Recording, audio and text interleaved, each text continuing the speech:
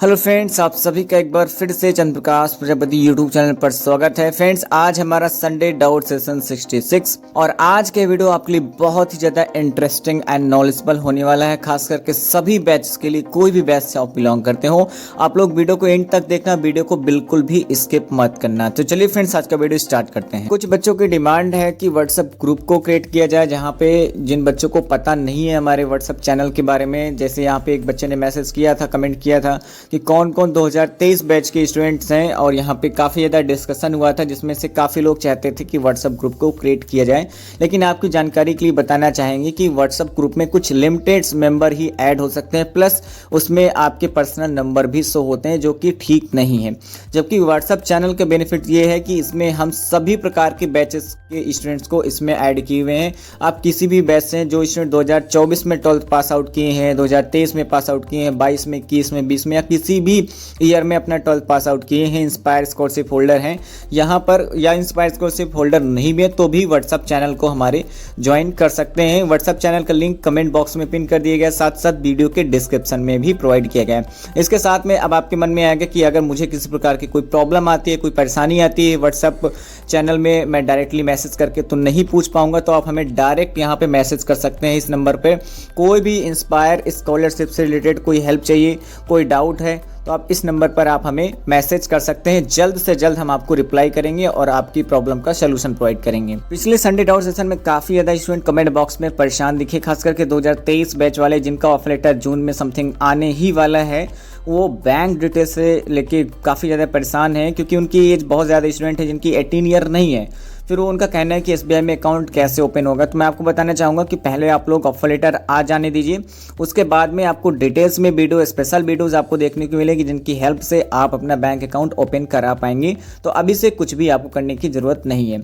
अगला क्वेश्चन देख लेते हैं। बैच 2024 के लिए जो भी स्टूडेंट 2024 में 12th पास आउट किए हैं, जो इंस्पायर स्कॉलरशिप का फॉर्म अप्लाई करना चाहते हैं, लेकिन वो अभी से परेशान है कि बैंक अकाउंट तो मेरा एसबीआई में ओपन है ही नहीं, तो मैं कैसे फॉर्म अप्लाई करूंगा। तो आपको बताना चाहेंगे कि जब भी इंस्पायर स्कॉलरशिप के फॉर्म भरे जाते हैं तो बैंक अकाउंट लगता ही नहीं है। तो ये बात आप अच्छे से समझ लीजिए कि फॉर्म भरने में बैंक अकाउंट ओपन कराने की ज़रूरत ही नहीं है।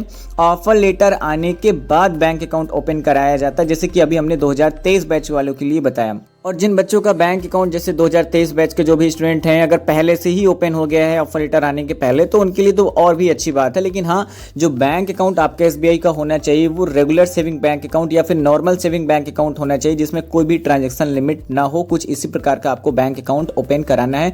अगर आपका ऑलरेडी किसी छोटे बैंक अकाउंट में ओपन है, लाइक कोई प्रधानमंत्री जनधन योजना का या फिर जीरो बैलेंस का एसबीआई का कोई अकाउंट है, तो फिर उसको आपको क्लोज कराना पड़ेगा। फिलहाल इसकी डिटेल्स में वीडियो ऑफर लेटर आने के बाद में ही मिलेंगे, तो अभी आप लोग जस्ट वेट कर लीजिए। काफी ज्यादा स्टूडेंट ने कमेंट करके पूछा था कि सर प्रोजेक्ट तो अप्रूव्ड हो गया, लेकिन रिमार्क अप्रूव्ड आ रहा है, इसका मतलब क्या है? क्या सच में मेरा प्रोजेक्ट अप्रूव्ड हुआ है या फिर नहीं हुआ है? तो आपको बताना चाहेंगे कि अगर इस प्रकार की कोई नोटिफिकेशन आ रही है, your mentorship document has been approved, और रिमार्क के आगे अप्रूव्ड इस तरीके से लिख के आ रहा है, तो इसका मतलब आपका प्रोजेक्ट अप्रूव्ड ही है, अप्रूव्ड ही माना जाएगा, इसमें कोई डाउट नहीं।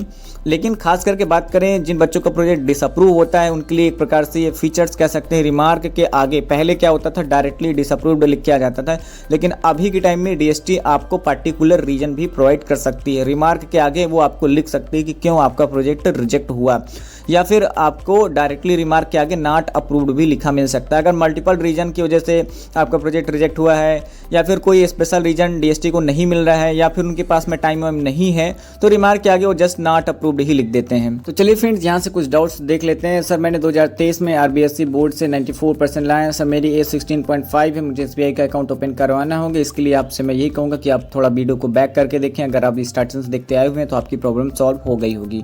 अगला क्वेश्चन देख लेते हैं।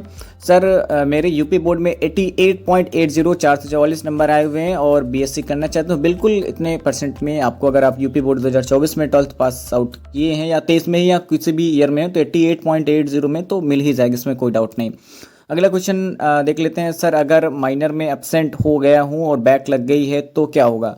ऐसे केस में आपकी 60,000 स्कॉलरशिप कट जाएगी और 60,000 आपको मिलेगी on the basis of 12th।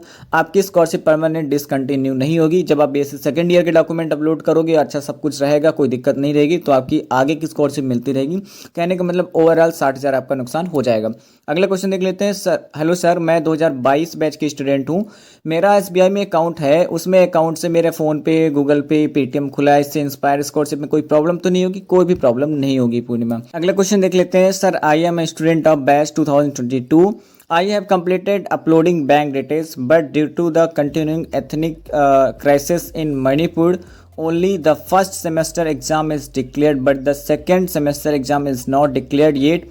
But my last date of uploading mark sheet is coming to in the end June. What should I do? Need help. देखिए यहाँ पे कितनी बड़ी प्रॉब्लम है मणिपुर में। अभी भी मणिपुर जल रहा है। मुझे बहुत ज़्यादा दुख हुआ ये सारी चीज़ें देखते हुए। फिलहाल मैं आपको बताना चाहूँगा कि अगर आपके साथ में ऐसी प्रॉब्लम है तो आप बिल्कुल भी मत घबराइए, मत डरिए। जब भी आपका सेकंड सेम का रिजल्ट डिक्लेयर हो तब आप बोथ सेम को एक साथ आप अपलोड कर सकते हो, या फिर अगर आप और सिक्योर फील करना चाहते हो और भी सिक्योरिटी चाहते हो कि मेरी कोई प्रॉब्लम ना इंस्पायर में, तो आप BSc फर्स्ट सेम का जो आपका रिजल्ट आया हुआ है आप उसको जस्ट अपलोड कर दीजिए, तो आपकी 60,000 आ जाएगी स्कॉलरशिप और आपका एक रिवर्ट भी आ जाएगा। और रिवर्ट में ये आएगा कि आप बोथ सेम को आपको अपलोड करना है। फिर आपका जब भी सेकंड सेम का आपका डिक्लेयर हो जाता है रिजल्ट, तो फिर आप दोनों को एक साथ अपलोड कर दीजिएगा, तो जो आपके बाकी रिमेनिंग 60,000 हैं वो भी आपके आ जाएंगे। नेक्स्ट क्वेश्चन देख लेते हैं। भैया, I am 2020 batch student. I have uploaded documents in November and still I didn't get scholarship. What should I do? तो आपको ईमेल करना चाहिए। और वैसे एक चीज़ मैं आपको और बताना चाहूँगा कि आप ईमेल या कॉल तो वहाँ पे कर सकते हो, लेकिन अभी के टाइम पे स्कॉलरशिप ट्रांजैक्शन की कोई भी उम्मीद ज़्यादा नहीं है, क्योंकि जब तक न्यू बजट एलोकेशन होता है और जैसा कि मुझे पता है कि जब तक न्यू गवर्नमेंट नहीं बन जाते हैं तब तक यहाँ पे कोई ट्रांजैक्शन होने की उम्मीद बहुत कम है।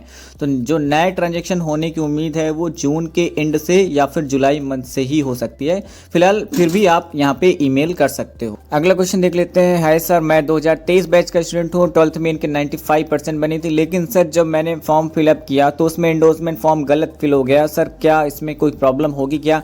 देखिए, अगर आपका एंडोर्समेंट फॉर्म में कुछ ज़्यादा मिस्टेक है तो आपका ऑफर लेटर नहीं आएगा, आपका नाम अबेयंस कंडीशनली एक्सेप्टेड लिस्ट में चला जाएगा, क्योंकि आपके परसेंटेज अच्छे हैं। तो अगर आपकी कट ऑफ क्लियर हो जाती है, जो भी स्टूडेंट यहाँ पे इस वीडियो को देख रहे हैं, जो भी किसी भी प्रकार की गलती कर रहे हैं, मैं सबके लिए बता रहा हूँ, अगर आप कट ऑफ क्लियर कर रहे हैं और आपके फॉर्म भरने में कोई मिस्टेक है तो आपका नाम रिजेक्टेड लिस्ट में नहीं जाएगा और सिलेक्टेड लिस्ट में भी नहीं जाएगा। अगर कोई बहुत बड़ी मिस्टेक कर दी आपने तो आपका नाम जाएगा अबेयंस कंडीशनली एक्सेप्टेड लिस्ट में। उस लिस्ट का मतलब ये है कि आपको सुधार का एक मौका दिया जाएगा, डेट आएगी करेक्शन की, और आपको अपना एप्लीकेशन फॉर्म को एडिट करना होता है और उसको फिर बाद में रीसबमिट करना होता है, जिसके लिए हमारी स्पेशल वीडियो जाएंगी।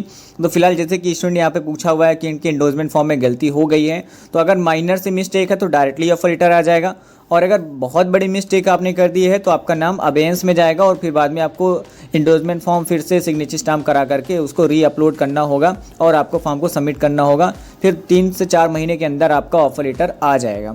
अगला क्वेश्चन देख लेते हैं। सर, मैंने 2 बार फॉर्म भर दिया है, सर इससे सिलेक्शन में कोई दिक्कत तो नहीं होगी? प्लीज़ रिप्लाई बताइए सर, कोई दिक्कत तो नहीं होगी? देखिए, सबसे पहले मैं आपको एक सजेशन देना चाहूँगा कि जब भी इंस्पायर स्कॉलरशिप के फॉर्म भरे जाते हैं, वो किसी भी बैच के हों, कभी भी भरे जाएँ, तो आपको कोशिश ये करनी है कि आपको पहली ही बार में सब कुछ ठीक ठाक तरीके से भरना है, कोई भी प्रॉब्लम नहीं आनी चाहिए। और लेकिन अगर कभी ऐसा हो जाता है कि आपने पहली बार फॉर्म भरा और वो कुछ गलती हो गई और अभी भी फॉर्म भरने की डेट चल रही है, तो कई बार स्टूडेंट क्या करते हैं, उसको दोबारा फॉर्म भर देते हैं, दोबारा से रजिस्ट्रेशन करके। तो इसी प्रकार का यहाँ पे क्वेश्चन है स्टूडेंट का। तो ऐसे केस में होता क्या है, तो ऐसे केस में पास्ट में जो चीज़ें चलती आ रही हैं उनको देखते हुए मैं आपको बता रहा हूँ कि जो आपका पहला वाला, जैसे आपने फॉर्म भर दिया और उसके बाद में दोबारा आपने कोई फॉर्म भर दिया, तो जो दोबारा आपने जो लेटेस्ट वाला फॉर्म भरा है वो वाला आपका इवैल्यूएट किया जाता है, कंसीडर किया जाएगा, यानी कि वो वाला फॉर्म आपका देखा जाएगा। और जो आपने पहले वाला फॉर्म भरा है वो वाला आपका फॉर्म डायरेक्टली रिजेक्ट कर दिया जाएगा, और आपने जो बाद वाला फॉर्म भरा है, जो लेटेस्ट वाला है, वो आपका इवैल्यूएट किया जाएगा, उसको आपको देखा जाएगा, उसमें सब कुछ आपका सिलेक्शन या रिजेक्शन जो भी उसी के बेसिस पे आपको डिपेंड करेगा। अगला क्वेश्चन देख लेते हैं। मैं 2022 बैच का स्टूडेंट हूँ। मेरा फर्स्ट सेम और सेकंड सेम दोनों को मिलाकर 6.93 CGPA आया है, तो क्या मुझे 1,20,000 मिलेंगे या ओनली 60,000 मिलेंगे? देखिए मैं आपको बताना चाहूँगा कि अगर आपका रिजल्ट CGPA में आ रहा है तो आपको 7 या 7 को अबव लाने होते हैं, अदरवाइज 60,000 आपकी स्कॉलरशिप कट जाएगी, यानी कि सिर्फ और सिर्फ 60,000 मिलेगी और बाकी की 60,000 आपकी कट जाएगी।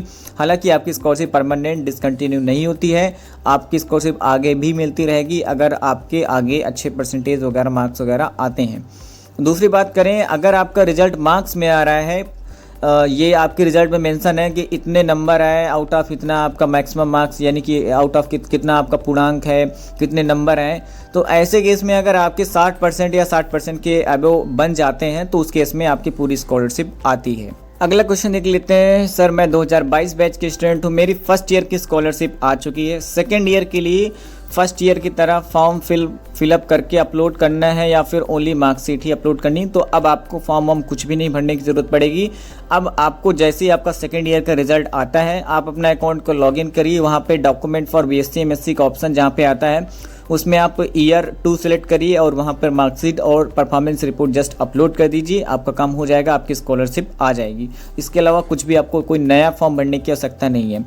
अगला क्वेश्चन देख लेते हैं। सर मैं 2022 बैच का स्टूडेंट हूँ, मैंने फर्स्ट ईयर का रिजल्ट अप्रैल मंथ में सबमिट किया है, कितने दिन बाद स्कॉलरशिप सैंक्शन होगी? अभी के टाइम में स्कॉलरशिप वगैरह बिल्कुल भी कुछ भी नहीं आ रही है। जो नए ट्रांजेक्शन होंगे जो स्टार्ट होने वाले हैं वो जून एंड या जुलाई से ही होंगे, तो तब तक आपको वेट करना होगा। अगला क्वेश्चन देख लेते हैं। Do the student who get Inspire scholarship can apply for another scholarship? You are the only channel that give the information on Inspire scholarship. Thank you so much.